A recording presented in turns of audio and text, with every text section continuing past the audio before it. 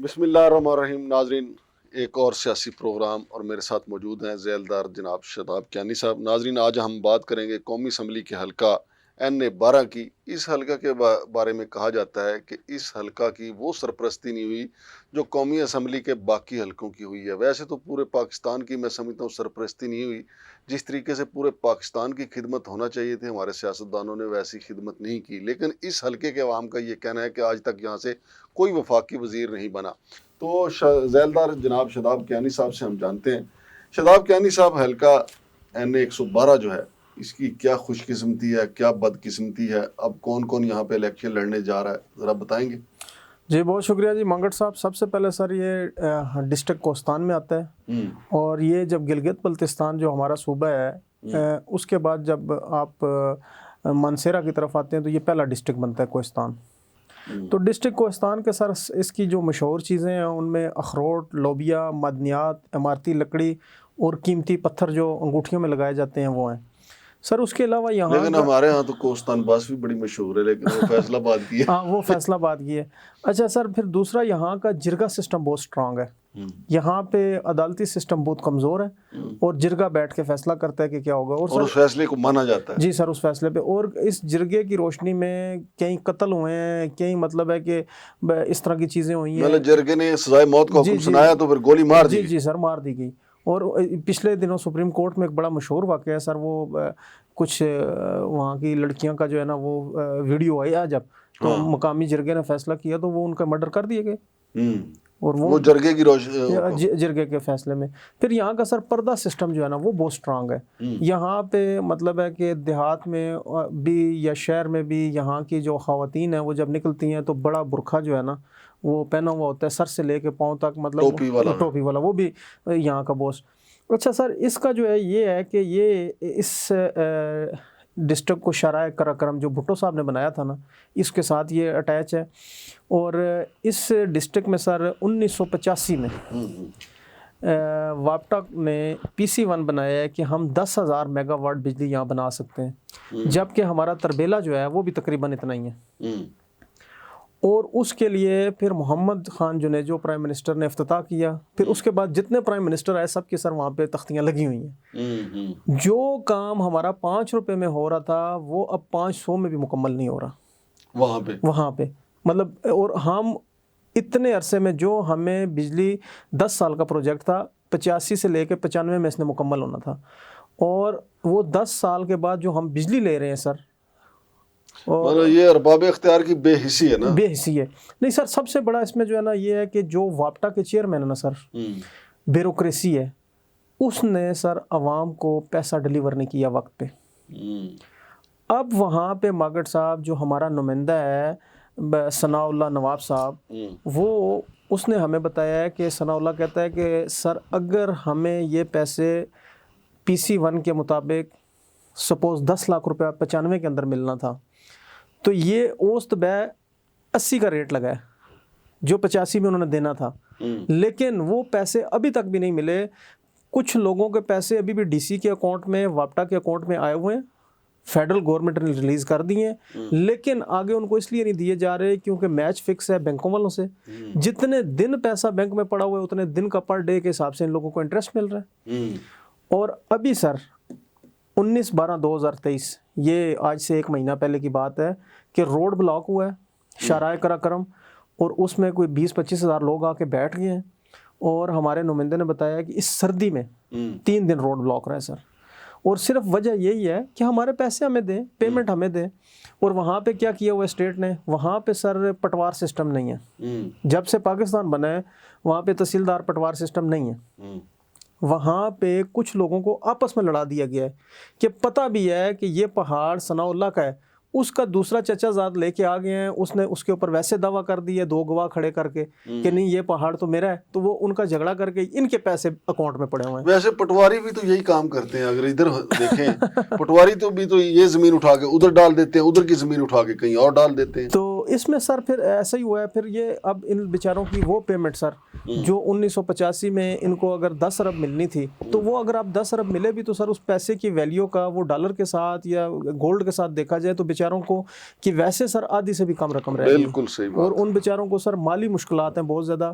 اور وہاں پہ سر سب سے بڑی بات یہ ہے کہ ایک پسماندہ علاقہ ہے. آج تک اس ڈسٹرکٹ سے سر فیڈرل منسٹر کوئی نہیں بنا ریکارڈ میں.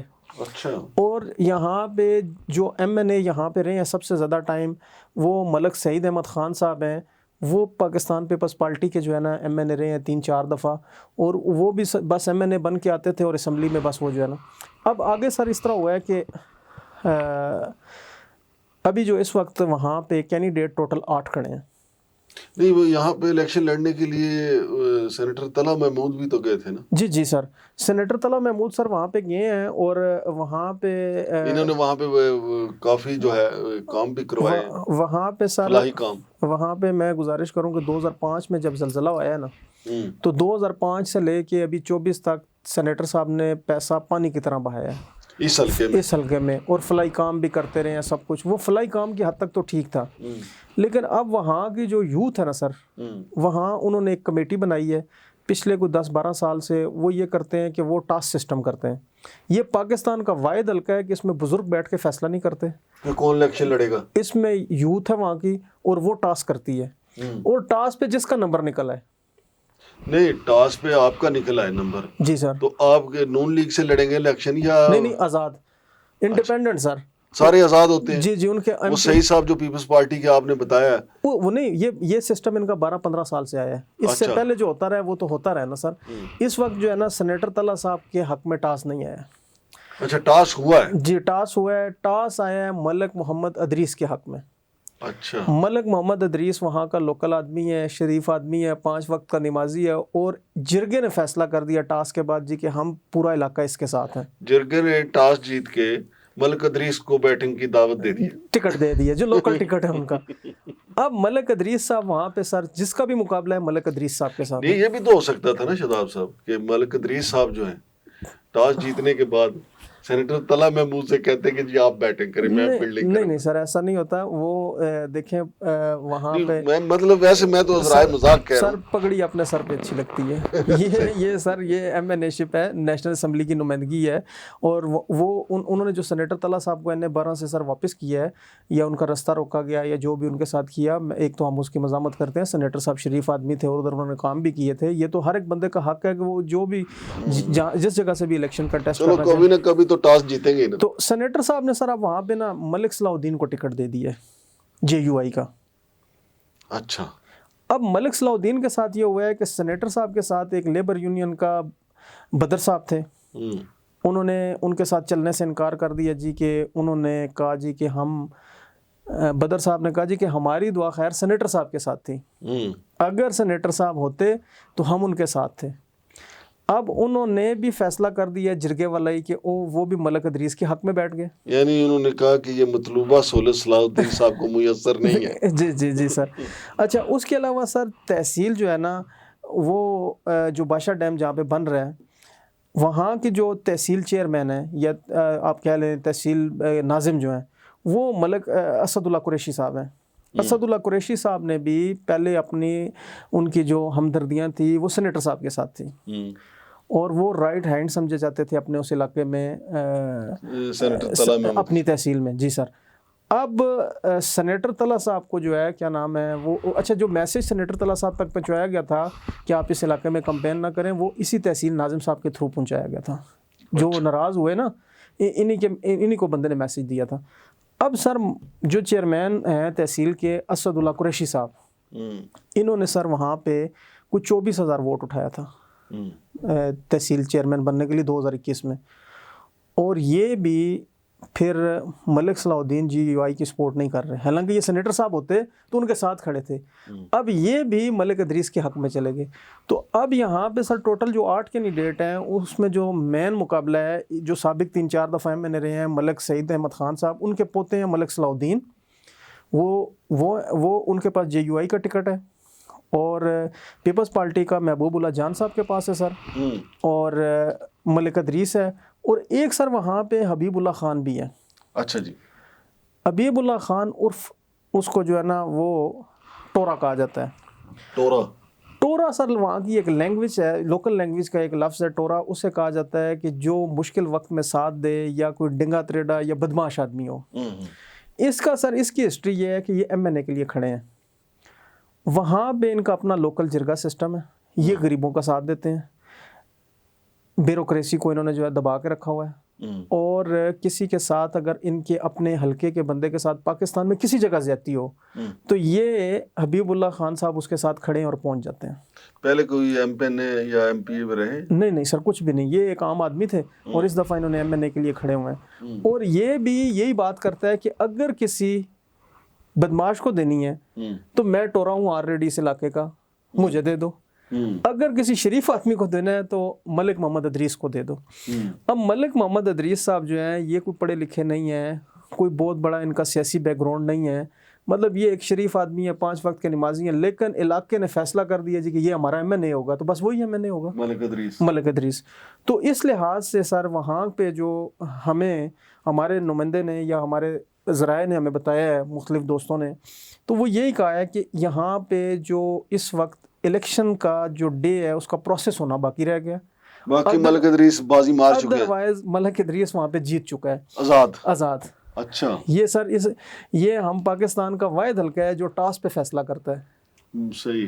اور ہمارے ذرائع نے ابھی بتا دیا ہے کہ تینوں پارٹیز نا, پیپلز پارٹی بھی, مسلم لیگ بھی اور جہانگیر ترین صاحب بھی ان سے رابطے کر رہے ہیں کہ ہماری طرف آ جائیں. جی, تحریک استحکام کی طرف, مطلب تینوں پارٹیاں کیونکہ کیا ہم کہہ دیں کہ جی تحریک استحکام کا ایک بندہ جیت گیا, پہلا رزلٹ آ جائے. پہلا رزلٹ آ گیا.